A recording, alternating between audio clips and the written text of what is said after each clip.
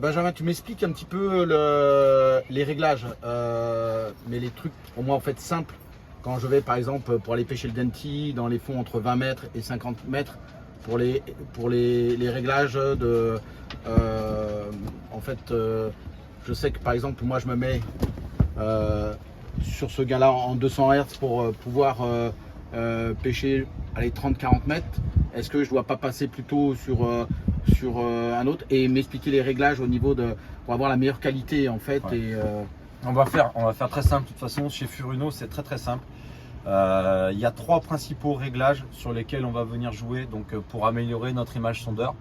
On va retrouver donc le gain en fait qui est ni plus ni moins que la sensibilité en fait de votre sondeur, c'est-à-dire quelle quantité d'informations je vais récupérer. C'est une valeur qui va de 0 à 100. Vous allez avoir ensuite le clutter qui est un filtre qu'on appelle un filtre des petits échos, c'est-à-dire que lui va venir supprimer les bruits, c'est-à-dire les petits échos, le plancton, les choses comme ça, éventuellement les petits alevins. Donc c'est un filtre qui va venir nettoyer l'écran, mais sans supprimer les détections qui vont t'intéresser, le denti, la manche, tes échos de calamar quand tu les cherches. Et après, toi qui pêches un peu profond sur les fosses, il y a un autre réglage qui est important de venir modifier en fonction de la profondeur. C'est ce qu'on appelle le TVG. Donc attention pour l'accent, Time Variation Gain. C'est beau, hein. Donc le TVG, qu'est-ce que c'est? Le TVG, c'est une fonction qui va venir compenser en fait les pertes d'intensité du signal de ta sonde, qui sont liées notamment donc à la propagation et à la dispersion. C'est-à-dire que ta sonde, elle émet un signal, donc c'est un cône. Donc à mesure que le signal descend, le cône s'ouvre, donc le signal se diffuse, s'étale, se disperse, et à la fois la distance qui va venir également donc diminuer l'intensité du signal en fonction de la profondeur. Quel est l'effet de ces deux facteurs? Eh bien, ce qu'il faut comprendre, c'est que un macro de 10 cm qui va passer à 10 mètres sur ton bateau, bien correctement dans la sonde, il va donc renvoyer à ton sondeur un retour de signal beaucoup plus fort que le même macro à 100 mètres.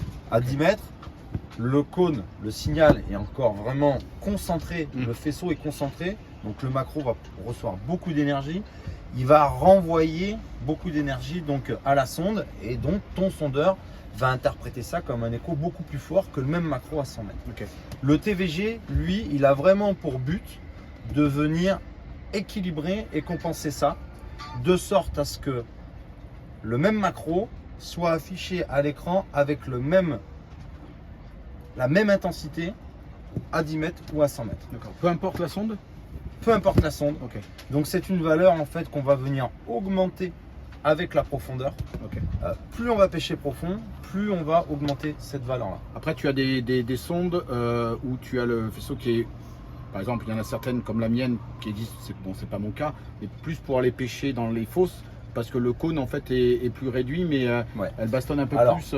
Alors ça, les généralités sur les sondes, pour faire simple, en gros vous avez généralement, en tout cas en pêche sportive, 3 fréquences. Alors maintenant on parle essentiellement des fréquences chirp, hein. Toi tu es un chirp, je crois que sur ton bateau c'est une B275 LH wide, donc j'expliquerai un petit peu après pourquoi le wide. En gros ce qu'il faut savoir, c'est que vous avez 3 plages de fréquences principales. On ne parlera pas des fréquences fixes là, on va vraiment parler que des sondes chirp. Donc vous allez avoir les plages haute fréquence, les plages médium fréquence et les basses fréquences. Ce qu'il faut savoir, c'est que plus on travaille haut en fréquence, meilleure est la finesse à l'écran au niveau du retour de tes échos. Plus tu travailles haut en fréquence, plus l'image va être belle. À l'inverse, plus tu descends en fréquence, plus le retour à l'écran est un petit peu, je dirais, grossier. Alors on reste quand même sur des qualités, notamment sur les sondes Sharp avec les sondeurs Furuno, des qualités de détection vraiment très belles. Mais voilà, donc par contre, plus on est haut en fréquence, moins on descend en profondeur. Plus on descend en fréquence, plus on descend profond. En gros, sur les hautes fréquences, la plage de bascule, je dirais, se situe aux alentours des 100 mètres. Aux alentours des 100 mètres, le bénéfice-perte, si je peux dire, je ne sais pas comment le dire, mais en gros, les basses fréquences deviennent plus performantes. En tout cas, le retour commence à être plus intéressant en basse fréquence aux alentours de 100 mètres, là où les hautes fréquences commencent à avoir un petit peu de mal. Et du coup, le fait que ce soit un peu profond, on perd du coup en qualité d'image. Après, la fonction, la médium fréquence, qui là va nous permettre de descendre jusqu'à 150-200 mètres. Mais en gros, voilà, quand tu pêches au-delà de 100 mètres, Philippe, basse fréquence. Quand tu pêches en dessous de 100 mètres, haute fréquence.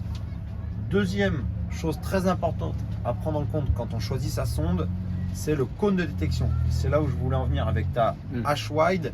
C'est que toi, donc sur ta configuration, tu as une sonde avec un cône en haute fréquence large. Large, oui, c'est ça. Voilà. Pour ta sonde même, le cône va être égal au cône de la basse fréquence.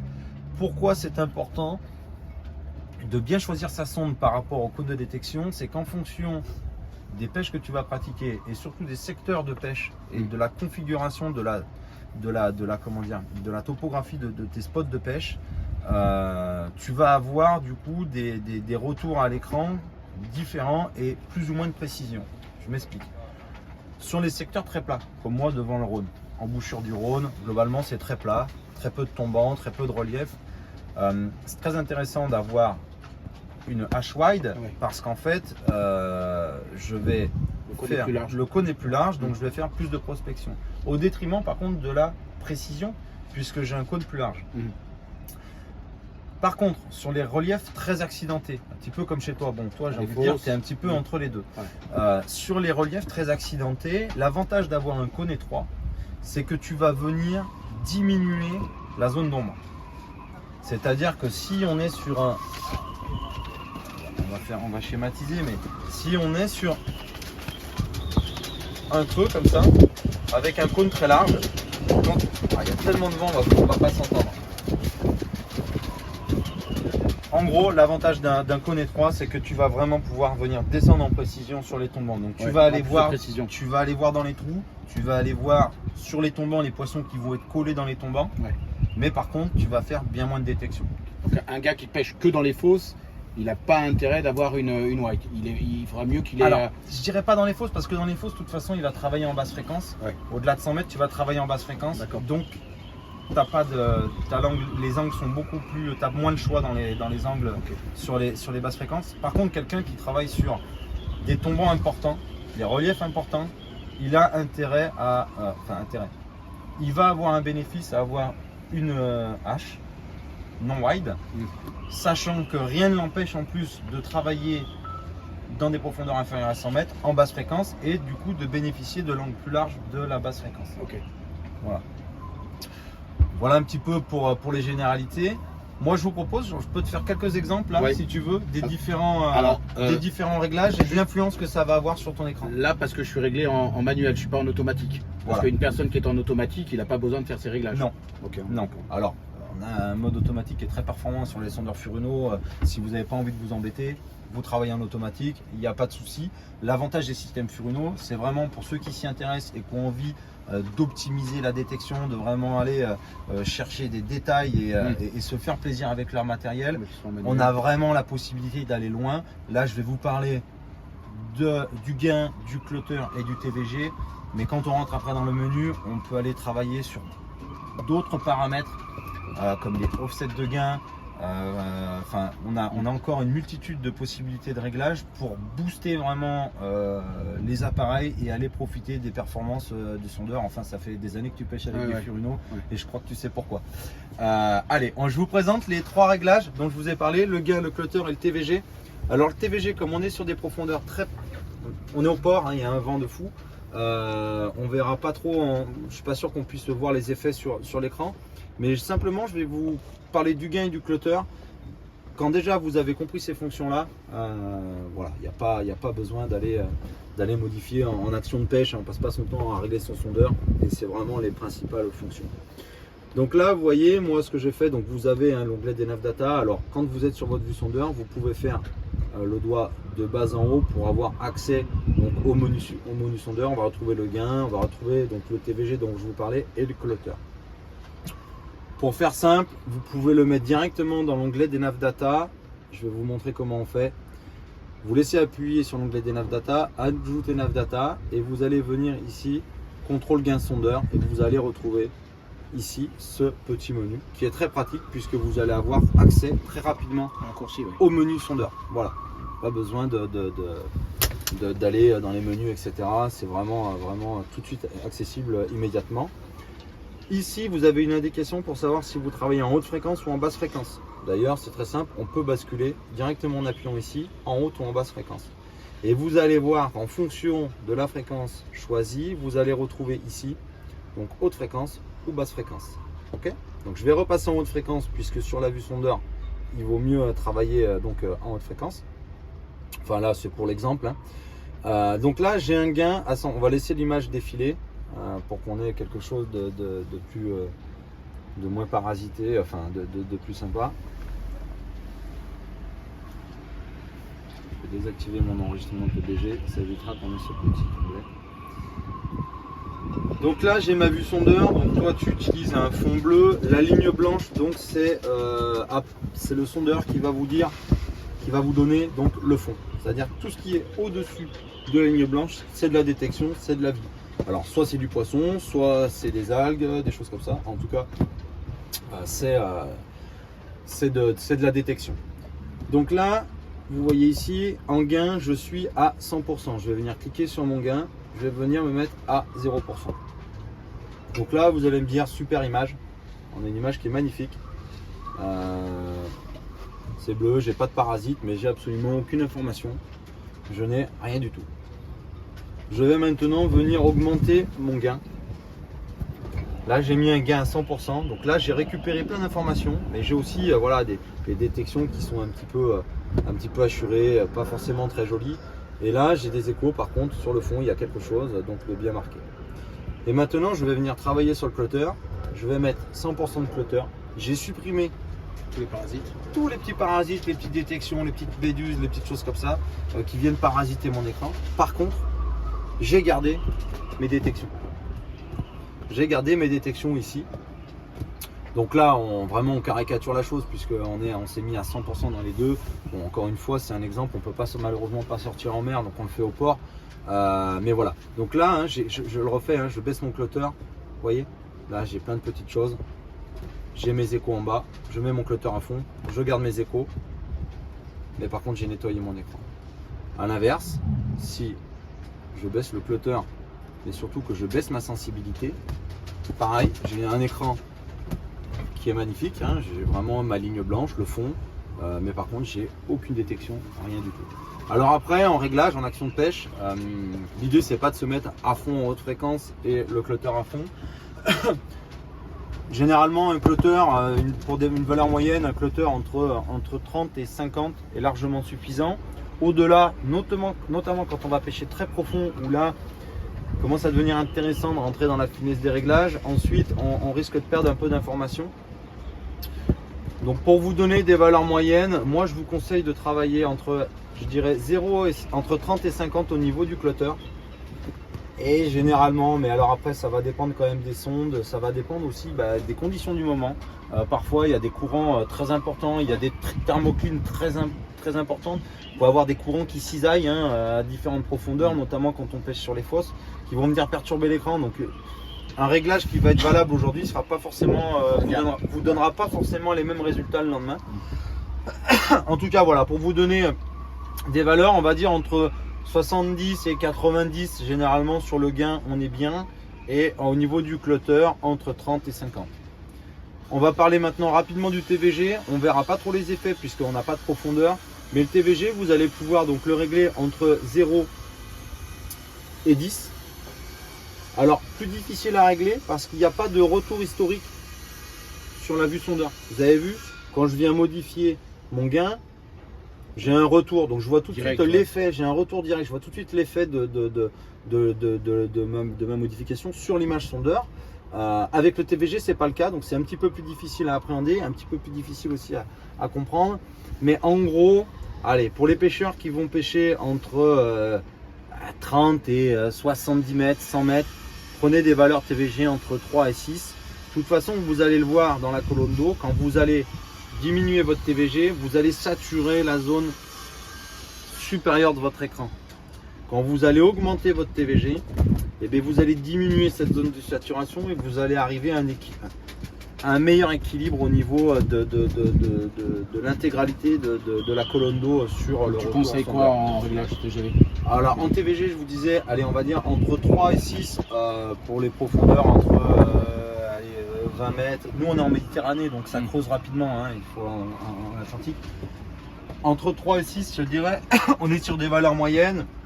Et pour les pêcheurs qui vont monter après au-dessus, aux alentours des 150-200 mètres, là on va dépasser les TVG 7, 8. Mais encore une fois, ça va dépendre des conditions du moment et puis surtout des configurations de chacun, parce qu'une 265 LH ne donnera pas forcément le même retour qu'une 275. Toi Philippe, tu es sur un DFF1 UHD. Il n'y aura pas le même retour avec quelqu'un qui utilise directement le sondeur interne de son TZT3. Et voilà. Bon allez Philippe, je te fais un dernier petit cadeau. Je vais te montrer une fonction que tu ne connais sûrement pas et qu'on peut utiliser, qui va à mon avis beaucoup te plaire. Comme tu as un DFF1 UHD, tu as la fonction sédimentation sur ton sondeur. On est d'accord. Donc ton sondeur, il va te dire si c'est de la roche, du gravier, du sable ou de la vase. Sauf que cette donnée, elle est donnée immédiatement sur ta vue sondeur. Donc tu vas avoir donc un petit bandeau qui va te donner roche, gravier, etc. Mais cette information, elle est perdue. C'est-à-dire que tu passes, tu sais à l'instant T ce qu'il y a dessous, mais après tu peux plus savoir ce que tu avais. Alors il y a une petite astuce en fait avec ta trace. La trace de ton bateau, tu le savais ou pas? Non. Non, tu vas être content. En fait, tu peux donner à ton sondeur, tu peux lui dire d'amener une variabilité dans la couleur de ta trace et donc de définir une trace en couleur variable et surtout que ta trace, la couleur de ta trace varie en fonction de la sédimentation. D'accord. Tu as tout de suite compris l'intérêt. Quand tu es sur les fosses, tu m'avais touché un mot. Voilà, tu sais comment c'est chez nous. Du sable, une croche de roche, après ça creuse, du sable, etc. Sauf que quand tu vas te replacer sur ton poste, eh ben, tu t'as mis tes points GPS, etc. Mais tu sais plus comment c'est ta roche, tu sais plus comment c'est ton sable. Grâce à ça, tu vas avoir la couleur de ta trace qui va changer en fonction de ta sédimentation. Tu ne vas pas la perdre puisque ta trace elle est enregistrée et en plus avec la nouvelle mise à jour maintenant on a 100 000 points de trace, donc autant dire qu'on a des heures et des heures de navigation devant nous. Et du coup tu pourras te replacer directement sur le morceau de roche qui t'intéresse ou la zone de rupture, etc. Je te montre comment on fait. Allez, très simple, je te le fais. Donc menu, paramètres, bateau et trace, c'est très simple, hein. Et ici on va venir faire